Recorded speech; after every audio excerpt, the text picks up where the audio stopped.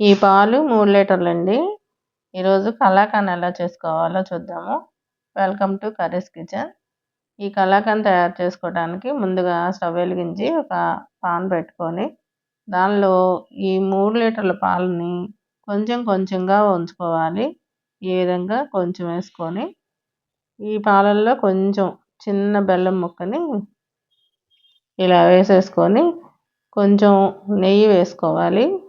ఈ నెయ్యి వేయటం వల్ల ఏమవుతుందంటే పాలు పైకి పొంగి పొర్లిపోకుండా ఉంటాయన్నమాట. ఈ బెల్లం ముక్క ఈ నెయ్యి వేయటం వల్ల ఇలా వీటిని కలుపుకుంటూ ఇంకబెట్టాలి.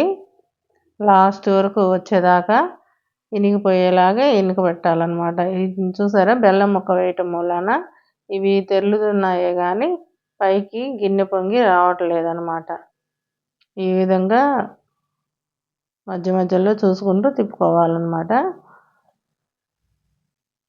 కలాకాండ్ని ఇంట్లో చేసుకోవటము చాలా ఈజీ అండి. కాకపోతే ఖర్చు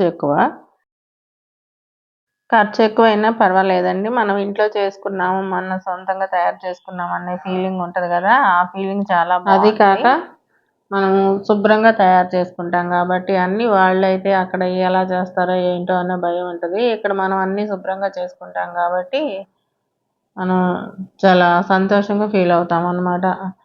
అందుకని చెప్పి ఇలా తయారు చేసుకుంటున్నాను. ఈ విధంగా వచ్చినాయి చూసారా, చాలా దగ్గరకు వచ్చేసినాయి, కుదుపులు వచ్చేసి మళ్ళీ ఇంకా కొంచెం పాలు పోస్తున్నాను. ఇలాగే ఈ మిగిలిన పాలన్నీ కొంచెం కొంచెంగా పోసుకుంటూ మొత్తము ఇంకబెట్టుకోవాలన్నమాట. ఇంకబెట్టుకునే కొద్ది అది కుదుపులుగా తయారయ్యి ఆ కోవాలాగా వస్తుంది అన్నమాట. దాన్ని ఇంకా కొంచెం ఉడకబెట్టుకోవాలి. చూసారా ఈ విధంగా ఎలా వచ్చేసిందో. ఈ పాలన్నీ ఇలాగే చేసుకోవాలన్నమాట. మధ్యలో అవి ఇంగిపోయే లోపల ఒక ప్లేట్ని తీసుకొని కొంచెం నెయ్యి రాసి పక్కన పెట్టుకోవాలి. ఎందుకంటే మనం దీని మీద వేసినప్పుడు మొత్తము ఊడి వచ్చేసేయాలి కదా, దానికోసం అన్నమాట. ఇలా ఈ నెయ్యి రాసేసి పక్కన పెడుతున్నాను. దీన్ని ఇప్పుడు పక్కన పెట్టేసేస్తాను. ఇప్పుడు ఇంకో స్టవ్ వెలిగించేసి నేను పంచదార వేయట్లేదు, బెల్లంతో చేస్తున్నాను. వేరే గిన్నె ఒకటి పెట్టేసుకొని దానిలో కొంచెం నీళ్ళు వేసి పగలగొట్టి పెట్టుకున్న బెల్లం అండి. ఇది 1/2 కేజీ ఉంటుంది. ఈ 1/2 కేజీ బెల్లాన్ని ఇలా కొంచెం నీళ్లు పోసేసి మొత్తం ఈ గడ్డలన్నీ కరిగిపోయేదాకా ఉంచుకోవాలి. పాకం రానివ్వకూడదు. గడ్డలన్నీ కరిగి ఈ బెల్లం నీళ్ళులాగా తయారయ్యేదాకా ఉంచుకోవాలన్నమాట. పాకం అయితే మాత్రం ముద్ద పాకం అలా రానివ్వకూడదు. కాకపోతే కొంచెం తీగ పాకం అనేది మాత్రం వస్తుంది. అదంత పెద్ద విషయమేమి కాదు. అది వచ్చిన పాకం లెక్కలోకి ఏమి రాదు, కొంచెం అన్నమాట. ఈ విధంగా ఇంకా స్టవ్ కట్టేసుకొని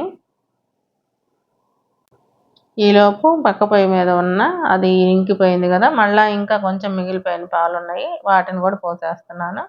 ఈ విధంగా పాలు ఇంకిపోయే కొద్ది అది దగ్గరగా వస్తుంది అన్నమాట. చూసారా మళ్ళీ పోసిన పాలు ఎలా వచ్చినాయో. వీటిని కూడా పూర్తిగా ఇంకబెట్టాలి.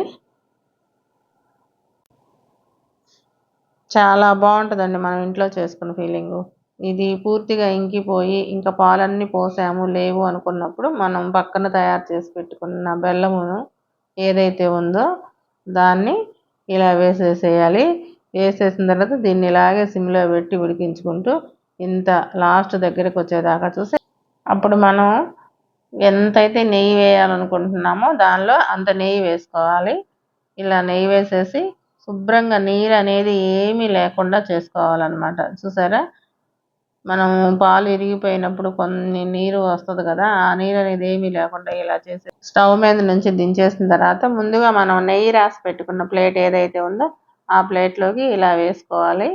మొత్తాన్ని ఇలా వేసుకున్న తర్వాత ఇదంతా ఒక పక్కకి అదిం పెట్టినట్టుగా ఇలాగా ఆ వేడి మీద ఉన్నప్పుడే ఇలా అదిం పెట్టుకున్నట్టుగా ఒక పక్కకి నెట్టేసుకోవాలని సదరంగా చేసుకోవాలన్నమాట. ఎందుకంటే మనకి కేకుల్లాగా కట్ చేసుకున్నప్పుడు కేకుల్లాగా చేతిలోకి ముక్కలు ముక్కలుగా తీసుకోవడానికి వీలైద్ది అనమాట. ఇలా వేడి మీద అదిం పెట్టుకుంటేనే ఈ విధంగా అదిం పెట్టుకోవాలి.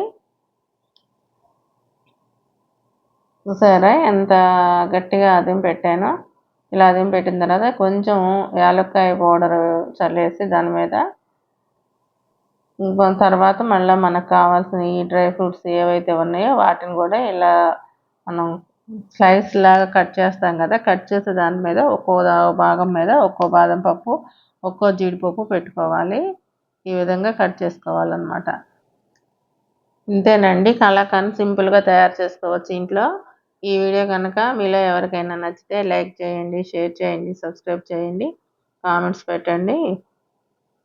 చూసారా, ఈ విధంగా కట్ చేసిన దాన్ని ఇలా అడుగు నుంచి లేపుకోవాలి. ఎలా వచ్చిందో కేక్ లాగా. నేను ఇది కట్ చేసి తీసుకున్నాను, తినాలి అనుకున్నంత బాగానే కట్ చేసి తీసుకున్నాను. లేకపోతే ఆ అట్లకాడ మీద ఉన్న భాగం మొత్తం కేక్ లాగా చేతికి వచ్చేస్తుంది అన్నమాట. చాలా రుచిగా ఉందండి. మీరు కూడా తయారు చేసుకొని ఎలా ఉందో చెప్పండి.